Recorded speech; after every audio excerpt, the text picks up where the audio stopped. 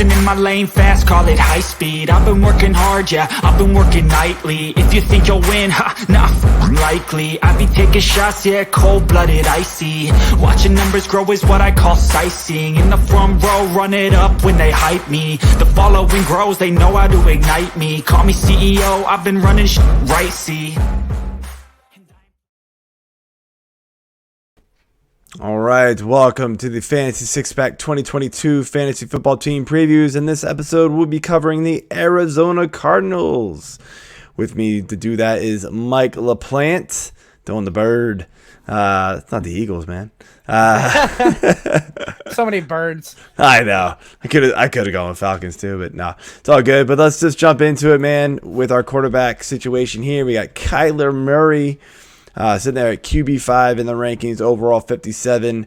This guy who, he's been a top quarterback since he came into the league. Just kind of lit the world on fire, man. Rushing ability, he can sling the ball too. It's not too bad.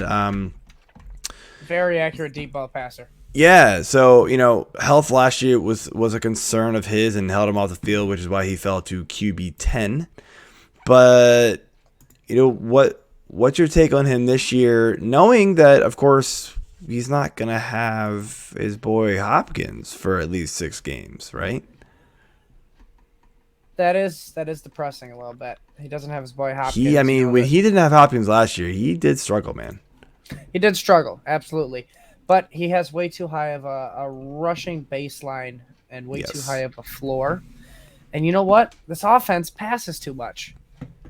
So even when they're up, they still want to pass the ball. The only time they really decide to run the ball is in the red zone, which that doesn't really benefit Kyler Murray a lot. He's not scoring a lot of touchdowns. But man, does he get yards like no other? And QB5, I think I'm in love. I think that's an astounding value for a guy we know can finish as QB1. Is it likely over Josh Allen? Probably not. But is it possible? Hell yeah. Yeah. No, I love this value too. Yes, he finishes QB 10 last year, I believe. With 3 games missed. Points per game, he was QB 4. Yep, 21.5. So, yeah. I'm all in on it, man. I like that value. I think, he's one of those guys who, I could see myself actually, an early quarterback. He's one of the ones I want. Yeah, he is one of the ones I want. I'm looking right now, at least on fantasy data. He's going in the 3rd round at the 38th pick. Oh, that's pretty good, actually. That's astounding value. That's usually where you're seeing, like a Lamar Jackson, a Justin Herbert, I feel like. But they're going in the 2nd rounds now. That's interesting. I did not know he was going quite that early. At least on fantasy because the rankings don't have him there. Yeah, the ADP on Fantasy Pros between all the different sites is overall 58. So, fantasy data, I'm not totally sure where they get their ADP data from, unfortunately. I don't know. So, but anyway, let's move over here to the running back room. We got James Conner returning from his heroic season last year. Man, what a year it was. Really not much behind him, right? Keontae Ingram. They brought in Darrell Williams. They got Eno Benjamin. There's a bunch of dudes, honestly. This is James Conner's backfield, right? I don't really see how he doesn't do well. Sorry if I moved the slides. Was trying to switch over to some notes for me, but finishes RB5 last year. Chase Edmonds was hurt a bunch, which helped him get there, but now Edmonds isn't there, right? He's not dealing with anybody. Maybe Darrell Williams. I don't know. How does he not return RB15 value if not better? It's probably going to be better. I think this is one of those, is weird to say, but I think it's a great year for running back dead zone.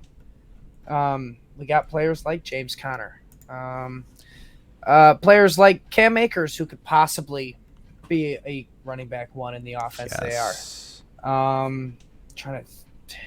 But yeah, no, it's a great year for if you want to go wide receiver in the 1st round, in the 2nd round, and you want to double up on RB in the 3rd and 4th. James Conner.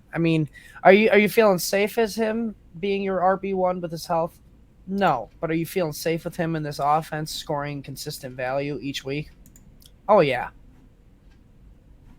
Yeah, I've said in a lot of these shows that all the running backs are going very early and very quickly, right? So like even RB15, right, you're seeing over half the first picks are running backs, right? That's what you're kind of seeing there. And I know that's rankings, but the ADP is reflecting that pretty closely is what we've noticed.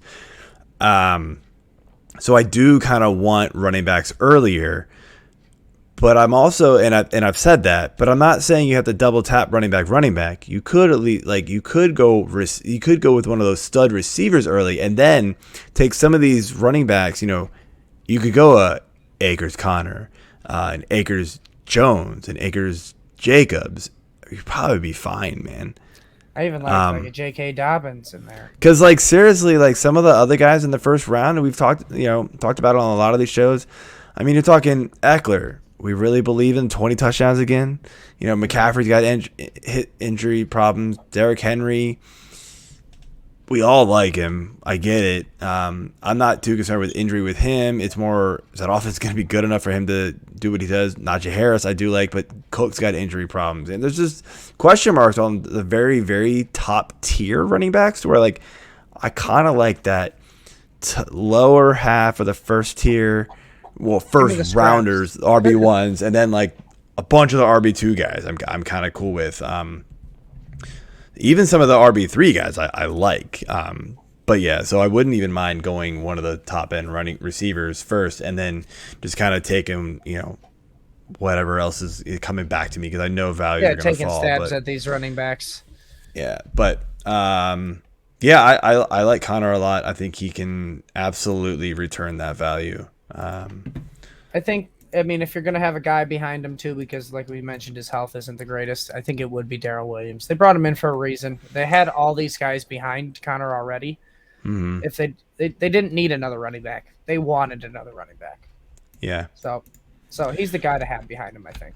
Absolutely. So next up is these receivers, and look, not total depth chart per se, because I think when Hopkins is there, we agree he's probably the number one, but as far as rankings wise, because Hopkins is going to miss 6 games, Marquise Brown has leaped over him. So comes in from that trade that kind of shocked everybody on draft day. Wide receiver 77, or overall 77, wide receiver 31. Hop is still there at 102.40. Rondell Moore still hanging around. AJ Green is still there somehow. So first things first, I want to ask you about D-Hop. Are you comfortable taking him where he's going, knowing he's out for 6 games? No, I'm not comfortable taking him where he's at. He's just. It's 6 games, and it's early in the league. These are games you need to be winning, because when it becomes late in the season, we need these games even more. Mm-hmm. All right, so I think I'm loving on Marquise Brown in his ADP and his rankings for his wide receiver a little bit more, just because he's going to be available. But this right here, Joe, I just want to say this is why I think we love Kyler Murray. Like, these are some weapons. I mean, we haven't even gotten to the tight ends, but man, these are some weapons for Kyler, and that doesn't even include his legs. So I 100% agree with you, man. I like Kyler a lot. I think, he's going to be able to spread the ball around, and we all know, especially when they get inside the 10-yard line, he likes to do that little rollout. I'm just going to run in and hold the ball out type thing, right? This is what he does, and it works. So, but yeah, I do like him a lot. I'm scared. I'm not really sure. I'm not really sure what I would take. I mean, honestly, Hopkins was good last year, but he wasn't what you think he was last year. Like, he didn't really return. Everyone just remembers that Hail Mary. Yeah, I mean, honestly, he was very touchdown dependent last year. I mean, 10 games, 8 touchdowns, phenomenal, man. But like, he didn't crush it. If his touchdowns regressed, to probably normal 7-6, what he had the years before, right? Yep. He's not busting out like he did. I mean, even the volume's not there either. Yeah, when he didn't score touchdowns, I mean, it was 3 points, 8 points, 7 points, 10 points, 8 points. Like, even the 10-point game, it was only caught 2 passes for 32 yards and a touchdown. Like, yeah, again, the volume wasn't quite there like we're used to seeing from him.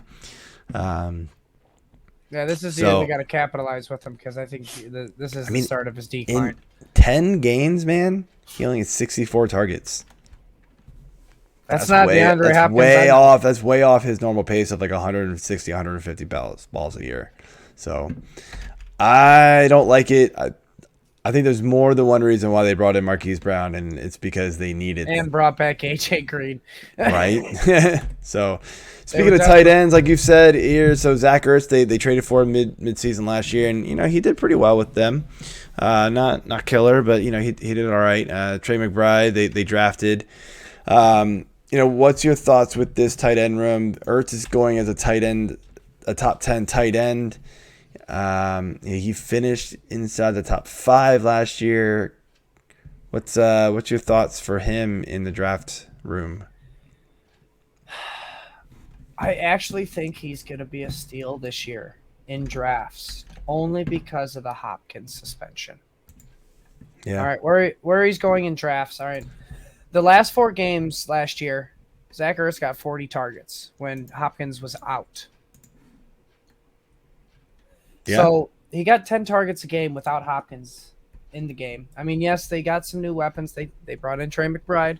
They brought in Marquise Brown. They brought back AJ Green. But Kyler Murray clearly likes Zach Ertz. I mean, I feel like he might have had some say in the trade to go get Zach Ertz, because he seems to target him when he's in the lineup running routes. So I like his ranking of tight end 10. I know I was shocked too when I found out he finished as tight end 5 last year, but I think he's a decent steal this year. Yeah, I mean, if you like to wait on tight ends. Am I right? He only scored 2 of his touchdowns with Arizona. He had 5 total last year. Only 2 of them were with Arizona, though, I believe. I don't remember when the trade happened, I'll be honest with you. Yeah, I'm only seeing 2 here for Arizona. Okay. So that's something to look out for, too. I mean, even without D-Hop, he didn't score. So, I guess it could go up, positive regression there. But I'm thinking, like, maybe they just don't target him because, tight ends usually got to get especially a guy like Ertz, they got to get their touchdowns in the red zone, right? So if Kyler's not throwing in the red zone because he likes to run so much in the red zone, maybe that hurts somebody like Ertz. So, that hurts Ertz? Yeah. I did not do that on purpose, but it worked. So, all right. That is it for the Arizona Cardinals. I want to thank you all for watching. Make sure you hit that subscribe and those like buttons. Leave those comments. We love to hear from you. Check out the rest of our team previews.